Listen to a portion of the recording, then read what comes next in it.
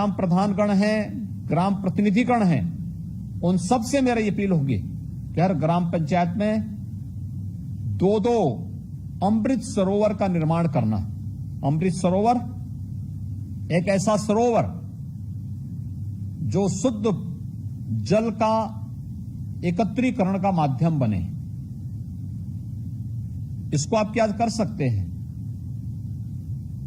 अमृत सरोवर के चारों ओर व्यापक पैमाने पर वृक्षारोपण करना।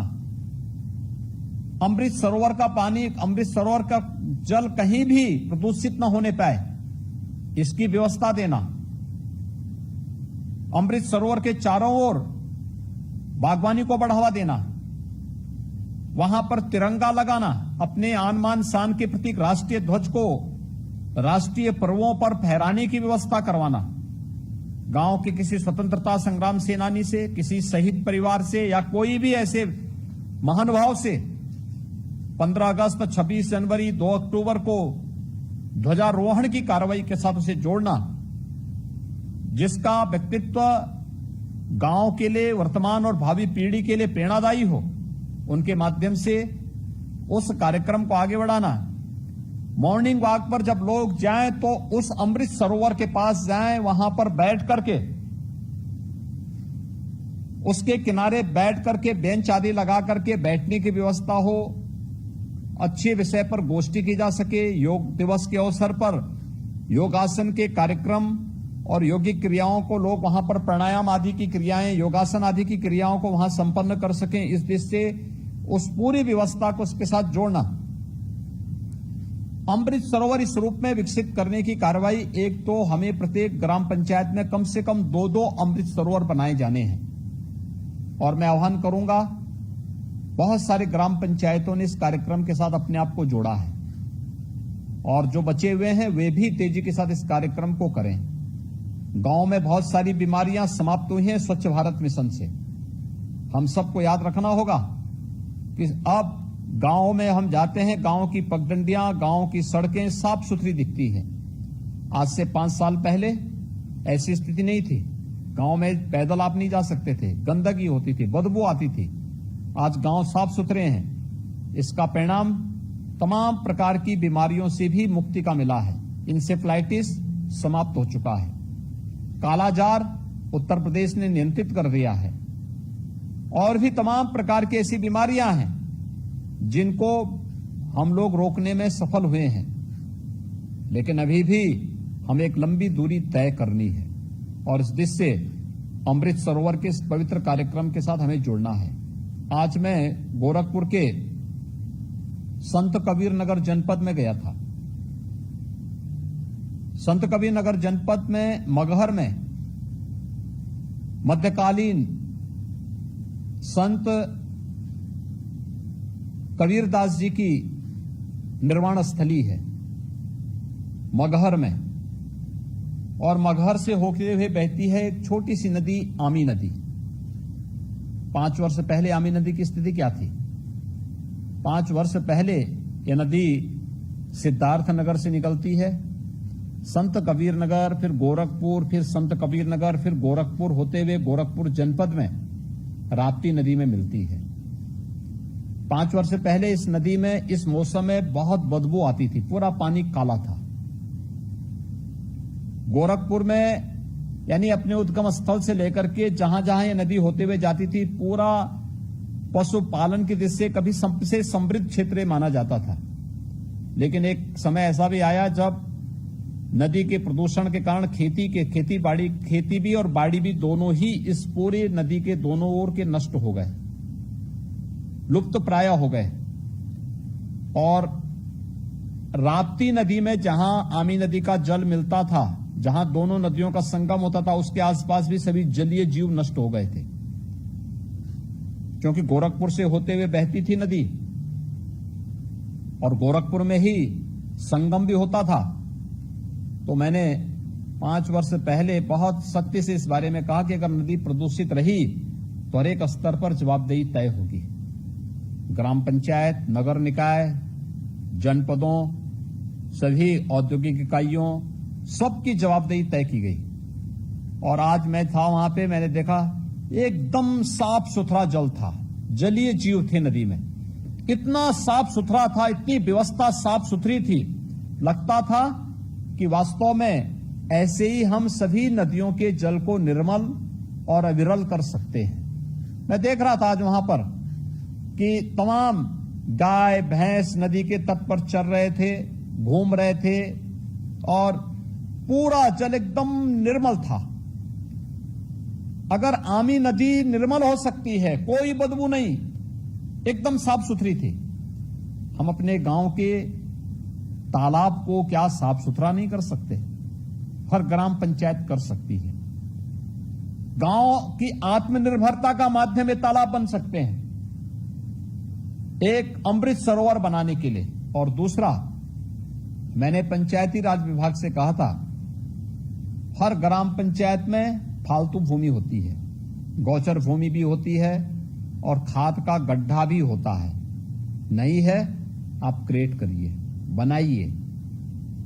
ग्राम पंचायत में खाद का गड्ढा भी आप अवश्य बनाइए और खाद का गड्ढा बनाकर के जितना सॉलिड वेस्ट गांव का निकलता है, उस सॉलिड वेस्ट को उसी खाद के गड्ढे में गांव से दूर एक जगह आप डालिए।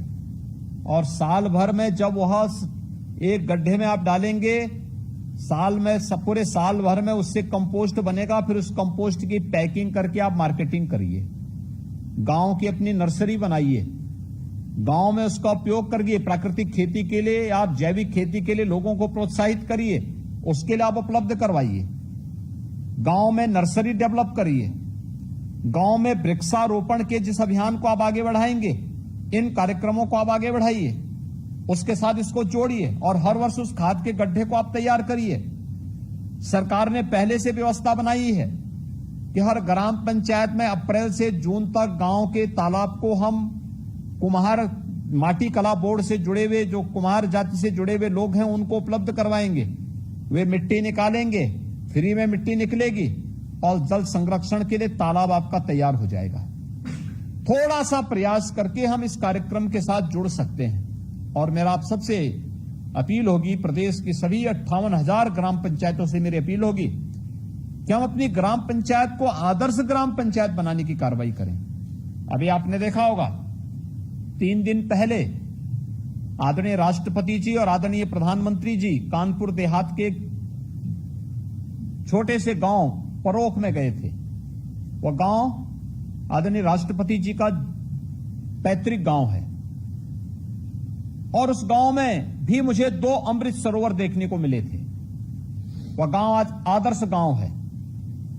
गांव में अपने जितने भी विद्यालय हैं, परिषदीय विद्यालय हैं, उन सभी को ऑपरेशन कायाकल्प के माध्यम से अच्छी व्यवस्था वहां गांव पंचायत ने बनाई है।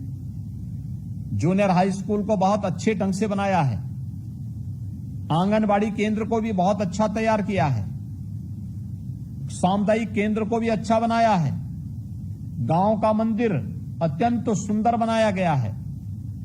गांव में मंडी स्थल बहुत अच्छा तैयार किया गया है।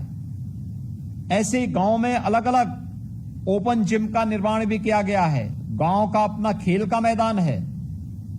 गांव में ड्रेनेज की प्रॉपर व्यवस्था की गई है। गांव में शुद्ध पेयजल की व्यवस्था भी की गई है। गांव में स्ट्रीट लाइट की व्यवस्था भी है। गांव में घरौनी वितरण होने के साथ साथ हर एक गांव में अंकित है कि किस किस घर को घरौनी मिल गई है। पीएम स्वामित्व योजना के अंतर्गत ये कार्य हम भी अपनी ग्राम पंचायतों में कर सकते हैं। और मुझे लगता है कि अब जनता बहुत जागरूक हो गई है। कोई कार्य करेगा तो जनता उसके कार्यों को उसी रूप में रेखांकित भी करती है, एप्रिशिएट भी करेगी और फिर उसी के अनुरूप उसको आने वाले समय में वोट भी देगी।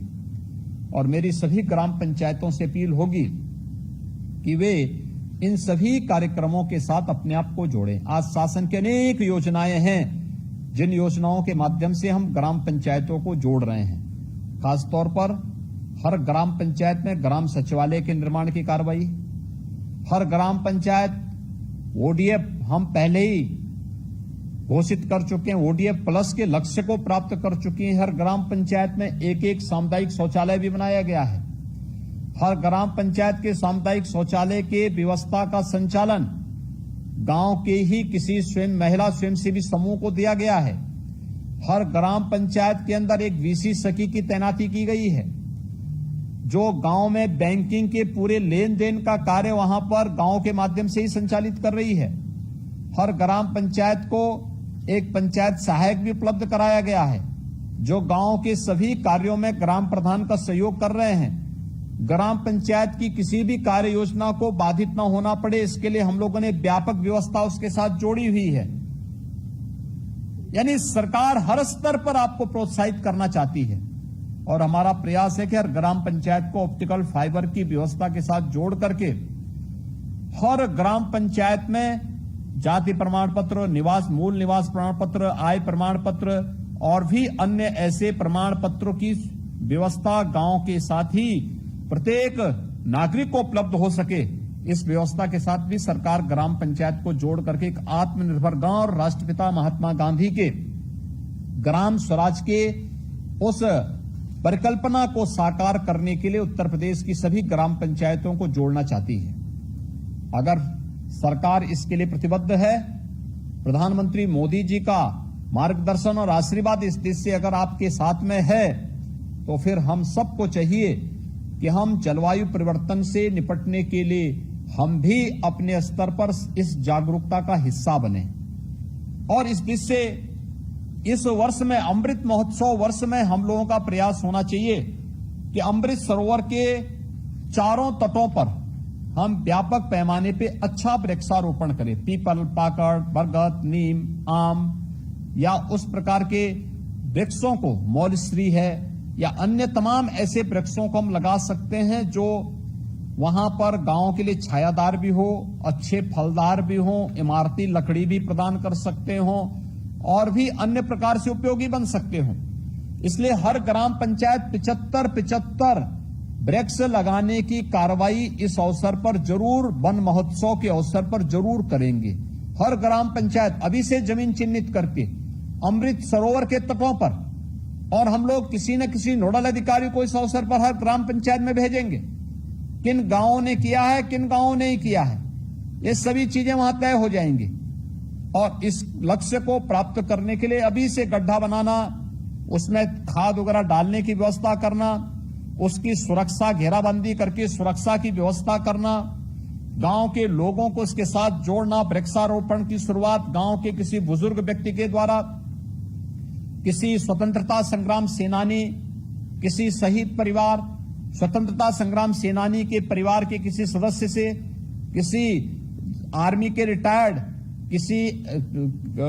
कोई भी अधिकारी या कोई भी जवान जो रिटायर्ड होगा आर्मी से, उनके माध्यम से या गांव के किसी संभ्रांत नागरिक के माध्यम से इसकी शुरुआत करा करके मेरा गांव मेरी धरोहर के रूप में उसे विकसित किए जाने की कार्रवाई के साथ अगर आप जुड़ेंगे, बहुत सारी जो कृत्रिम कारण हैं जलवायु परिवर्तन के, उसको नियंत्रित करने में हमें सफलता प्राप्त हो सकती है।